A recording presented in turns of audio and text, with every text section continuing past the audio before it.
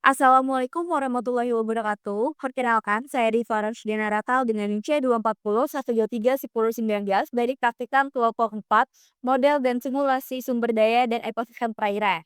Pada kesempatan kali ini, saya akan menjelaskan bagaimana membangun sebuah pemodelan dengan pendekatan SAR menggunakan software Stella.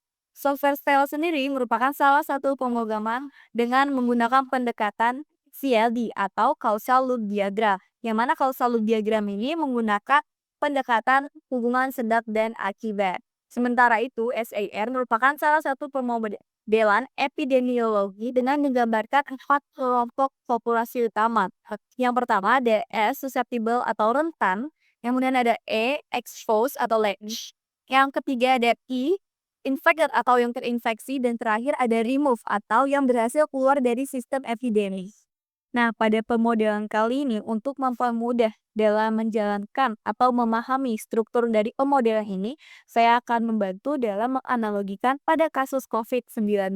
Adapun langkah-langkah yang dapat kita lakukan dalam membentuk pemodelan SAR menggunakan software Stella. Langkah pertama adalah mengeluarkan 4 buah stok yang menjadi 4 kelompok utama populasi yang menjadi dasar dari SAR ini. Stok pertama merupakan host sites atau susceptible host sites, yaitu jumlah individu yang sehat tetapi rentan tertular. Adapun LAT-S, latent stage, merupakan fase di mana orang yang telah tertular tetapi belum bisa menularkan. Ada pula INS, infection stage, orang yang sudah menjadi sumber penularan. Dan terakhir ada REM-S, removal speed, merupakan tahap seberapa cepat seseorang keluar dari infeksi penyakit. Nah, untuk stok yang kita gunakan pada LAT-S dan INS, kita akan menggunakan mode conveyor karena pada stok tersebut menggambarkan aliran dengan waktu tunda ataupun delay, sehingga individu yang memasuki tahap tersebut akan keluar menuju tahap berikutnya setelah periode waktu tertentu.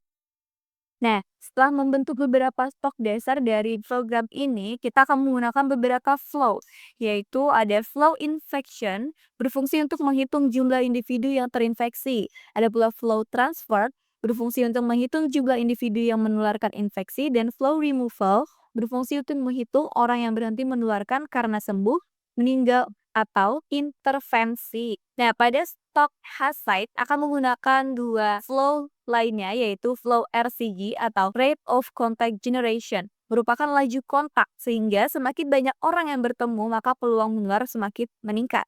Adapun flow RSEN, Relative Sensitivity, merupakan tingkat sensitivitas seseorang terhadap infeksi, atau RSEN ini lebih mudahnya kita kenal sebagai imun tubuh. Selanjutnya, kita juga menggunakan converter MAX-S atau maksimum susceptible yang mengatur batas populasi rentan. Adapun converter RRCG atau Relative Rate of Contact Generation yaitu mengatur intensitas kontak relatif sehari-hari. Selanjutnya kita juga menggunakan converter curve atau contact rate factor, mengatur frekuensi kontak antar individu dalam populasi atau seberapa sering orang-orang benar melakukan kontak fisik. Dan ada pula converter ACI, Average Contact Index, yang menunjukkan rata-rata banyaknya interaksi yang dimiliki tiap individu. Kondisi sosial yang padat dapat meningkatkan nilai ACI, pun sebaliknya. Nah, kita juga menggunakan converter DNFR atau Daily Infection Rate, yaitu menunjukkan proporsi orang yang tertular per hari. Ada pula converter Inofprim atau inoculum primary, yaitu dosis awal infeksi atau jumlah orang pertama yang membawa virus ke dalam populasi. Dan ada juga converter day yang menjadi time variable yang digunakan sebagai acuan dinamika epidemi. Dan ada juga converter GIS atau disease, indikator jumlah kasus penyakit yang teramati untuk menghitung beberapa banyak individu yang benar-benar terinfeksi. Dan terakhir kita menggunakan Gauss Converter Removal. Nah, untuk menggunakan Gauss Converter Removal ini kita cukup menggunakan tools Gauss, lalu mengklik Converter Removal dan menaruhnya pada bagian map yang tersedia. Nah, Gauss Converter Removal ini adalah orang yang berhasil keluar dari wabah tanpa terinfeksi. Biasanya, orang-orang ini dapat perlindungan imun dengan vaksin atau terlindungi secara eksternal. Nah, setelah kita membuat mappingnya dasar dari pemodelan ini, kita bisa menggunakan tools konektor yang ada di bagian atas kanan baik software Stella. Nah, konektor ini berfungsi untuk menghubungkan sebab akibat dari setiap elemen buildings yang telah kita bentuk. Untuk penggunaan konektor ini diharapkan para pengguna dapat lebih teliti karena akan sangat berpengaruh terhadap hasil yang akan kita peroleh dari program ini. Nah, di sini terlihat bahwasannya terdapat anak panah dan juga lingkaran.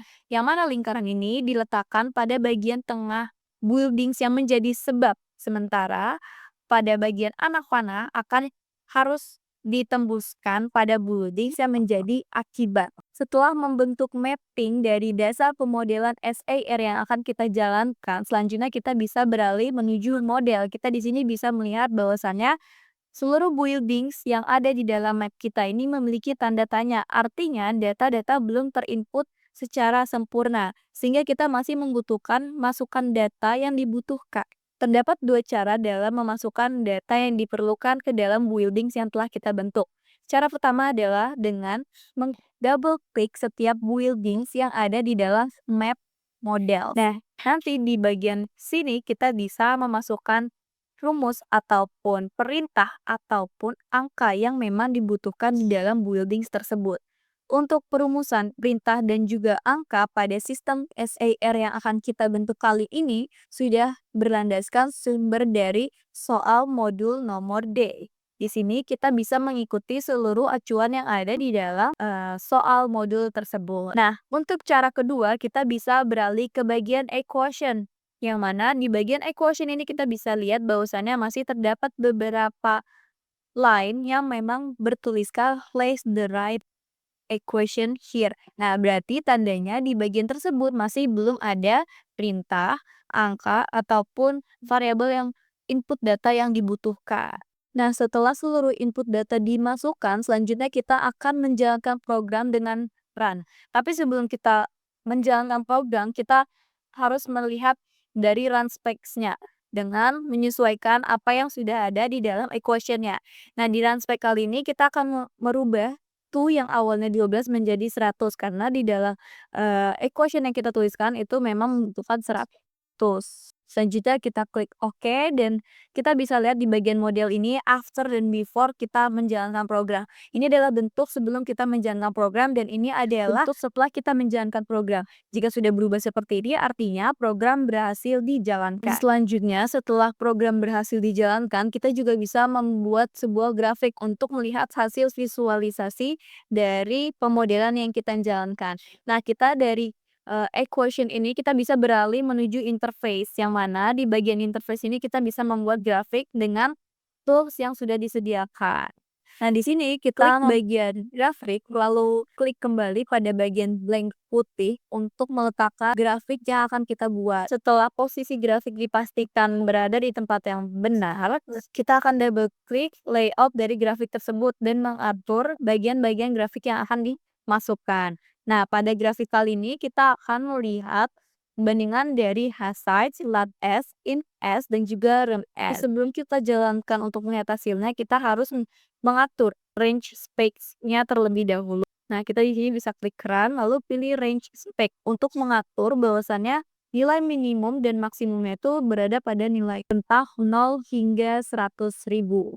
Nah, untuk grafik yang kedua, kita bisa melakukan hal yang serupa, tetapi pada kali ini kita hanya menggunakan DIS, yaitu indikator jumlah kasus penyakit yang teramati untuk menghitung seberapa banyak individu yang benar-benar terinfeksi. Dan setelah semua dipastikan terpasang secara sempurna, kita bisa langsung saja untuk menjalankan program dengan mengklik Run.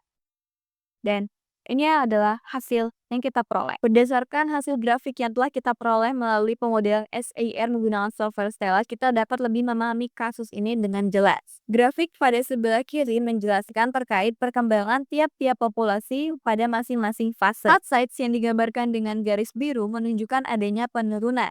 Pada tahapan atau waktu awal, nilai Hasides memiliki angka yang cukup tinggi. Namun pada seiring bertambahnya waktu, Hasides mengalami penurunan akibat adanya pertambahan orang yang terinfeksi oleh virus. Selanjutnya, LATS garis merah dan INS garis ungu menunjukkan adanya periode atau waktu tertentu yang meningkat yang menandakan bahwasannya ada masa inkubasi sebelum terjadi penularan. Selanjutnya, pada garis hijau atau REMS yang menunjukkan adanya peningkatan karena pada fase tersebut kebanyakan dari individu yang melalui fase tersebut telah berhasil keluar dari sistem epidemi akibat beberapa hal seperti sembuh, meninggal, atau intervensi. Selanjutnya, pada grafik sebelah kanan bisa kita lihat bahwasannya grafik tersebut menjelaskan jumlah kasus penyakit yang diperoleh mengalami peningkatan yang cukup tajam setelah hari ke-50 dan mencapai puncaknya pada hari ke-100.